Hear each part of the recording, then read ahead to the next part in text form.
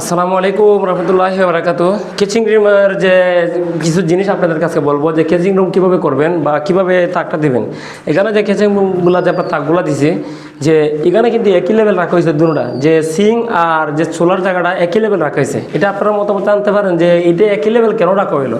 এটাই বলবো আপনাদেরকে, যে অবশ্যই না বুঝে মন্তব্য করবেন না আর কমেন্ট করবেন না। এইদিকে আসেন, আমি খুব সহজে বুঝাই দিই, কারণ এই সবাই যা করে এটা আপনি একটু ভিন্ন করার চেষ্টা করবেন। দেখেন অনেকে কিন্তু চুলার জায়গাটা কিন্তু নিচে রাখা হয়, যে চুলার জায়গাটা নিচে রাখা হয়, বেসিংয়ের জায়গাটা একটু উঁচু রাখা হয়, কিন্তু আমরা চুলার জায়গাটা আর বেসিংয়ের জায়গাটা সেম কেন রাখলাম, এটাই আপনাদেরকে মাথার মাঝে অনেকের প্রশ্ন থাকতে পারে।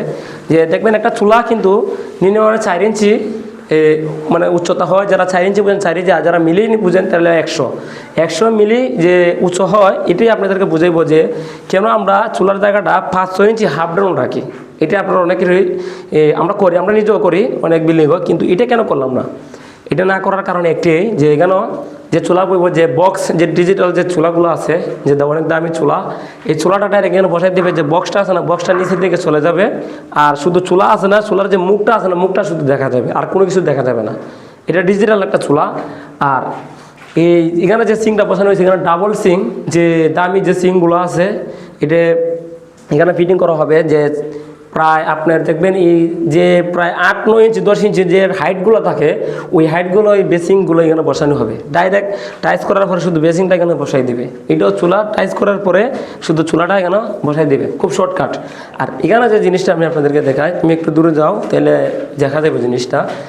এখানে আমরা কিসের জন্য এই জায়গাটা রাখলাম, এই জায়গাটা আমরা কিসের জন্য রাখলাম, এটা অনেকেরই প্রশ্ন থাকতে পারে যে এটা আপনার কিসের জন্য রাখলেন। হ্যাঁ, এটাও অবশ্যই ভিডিওগুলো অতদিন দেওয়া হয় না, আপডেট দেওয়া হয় নাই, কারণ একটা কাজ কমপ্লিট না হলে তো বোঝানি যায় না, অবশ্যই বুঝাইতে হবে। তো এখানে আপনারা একটা জিনিস দেখেন, যে এখানে আমরা জিনিসটা রাখার কারণ হলো এখানে একটা ওয়াশিং মেশিন বসবে, যার কারণে মাঝখানে এটা বক্স করে রাখছে, যেন ওয়াশিং মেশিনটা এটার ভিতরে থাকে সেফটি থাকার জন্য ওয়াশিং মেশিনটা সে এটার ভিতরে রাখবে, কোনো কাবজাব নাই, এটার ভিতরে রাখবে। আর এটার ভিতরে রাখার জন্য দেখেন এখানে ডালাই করছি, বক্স হয়েছে, কিন্তু দ্বিতীয় এটার ভিতরে অনেক মাল সামলা রাখতে পারবে, অনেক আদার্স অনেক কিছু রাখতে পারবে। আর দ্বিতীয় কথা হলো এখানেও আপনি দেখেন এই জায়গাটা কেন এরকম রাখলাম, যে বড় যে ফ্রিজগুলো 2 ফাটের যে ফ্রিজগুলো, এখানে ফ্রিজটা এখানে বসাবে। এখানে আমরা এই প্রায় 4 ইঞ্চি জায়গার মধ্যে ক্লিয়ার রেখে দিয়েছি, যাতে প্রাইস ম্যাচ করার পরে যেন 4 ফিট থাকে। তে আমরা এখানে জায়গাটা কেন রাখছি, এই জায়গাটা রাখার উপরে 7 ফিট রাখছি, উপরে 6 ফিট জায়গা হলে চলে। 7 ফিট জায়গা হয়েছে, 7 ফিট যে তাকটা ডালাই দিচ্ছি, এই তাকটাও কিন্তু একটা বক্স, এটার ভিতরে টাইস করার পর এটার ভিতরে কিন্তু ফ্রিজটা রাখবে। তো প্রত্যেকটা জিনিসই দেখেন সেফটি। দেখেন আপনার এখানেও যে ওয়াশিং মেশিন বসবে, ওয়াশিং মেশিনের জায়গা সেফটি, ফ্রিজে রাখবে, ফ্রিজে রাখা সেফটি, সব জায়গায় নিয়ে সেফটি করে কিন্তু এই কাজটা করা হয়েছে ভিতরে।